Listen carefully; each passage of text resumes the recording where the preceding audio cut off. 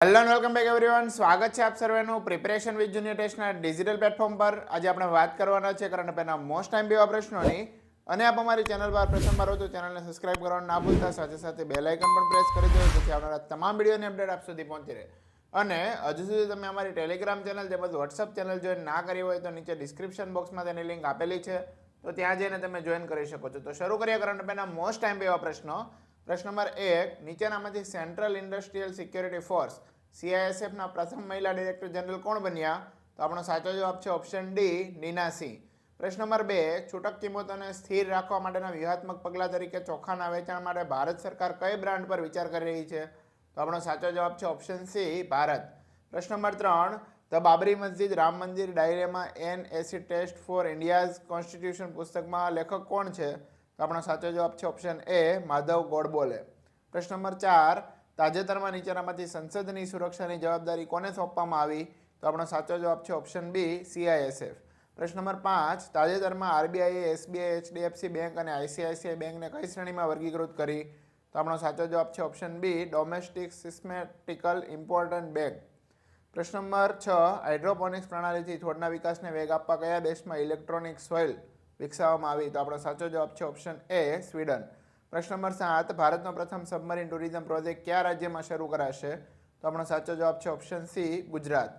પ્રશ્ન નંબર 8, તાજેતરમાં નીચેનામાંથી ભારતના પેટ્રો કેપિટલ તરીકે કયું રાજ્ય ઉભરી આવ્યું છે? તો આપણો સાચો જવાબ છે ઓપ્શન બી, ગુજરાત. પ્રશ્ન નંબર 9, ખેલો ઇન્ડિયા યુથ ગેમ્સ 2024નું આયોજન નીચેનામાંથી ક્યાં કરવામાં આવ્યું હતું? તો આપણો સાચો જવાબ છે ઓપ્શન ડી, આપેલ તમામ. પ્રશ્ન નંબર 10, ખેલો ઇન્ડિયા યુથ ગેમ્સ 2024માં પહેલીવાર કઈ રમતને સામેલ કરાઈ છે? તો આપણો સાચો જવાબ છે ઓપ્શન એ, સ્ક્વોશ. પ્રશ્ન નંબર 11, સામાજિક ન્યાય અને અધિકારિતાના મંત્રાલય દ્વારા અનુસૂચિત જાતિના વિદ્યાર્થીઓ માટે રજૂ કરવામાં આવેલ યોજનાનું નામ જણાવો. તો આપણો સાચો જવાબ છે ઓપ્શન સી, શ્રેષ્ઠ. પ્રશ્ન નંબર 12, તાજેતરમાં શીતલ દેવીએ કઈ રમતમાં યોગદાન બદલ અર્જુન એવોર્ડ મેળવ્યો છે? તો આપણો સાચો જવાબ છે ઓપ્શન બી, પેરા આર્ચરી. પ્રશ્ન નંબર 13, ભારત સરકારે 16માં નાણાં પંચના અધ્યક્ષ તરીકે કોની નિમણૂક કરી?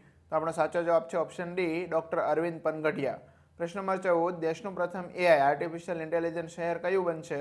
તો આપણો સાચો જવાબ છે ઓપ્શન એ, લખનઉ.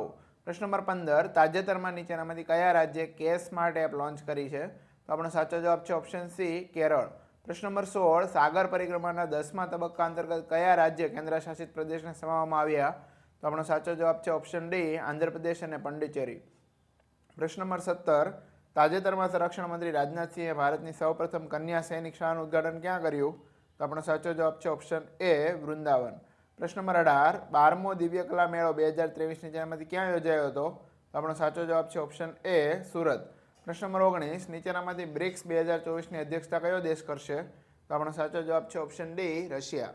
પ્રશ્ન number 20, international sustainability and carbon certification plus certificate મેળવનારી પહેલી કંપની કઈ બની છે? તો આપણો સાચો જવાબ છે ઓપ્શન બી, રિલાયન્સ ઇન્ડસ્ટ્રીઝ. તો મિત્રો, વિડીયો પસંદ આવ્યો હોય તો લાઇક, શેર અને સબસ્ક્રાઇબ કરવાનું ના ભૂલતા. ફરીથી મળીશું નવા વિડીયો સાથે. ત્યાં સુધી જય હિન્દ, વંદે માતરમ.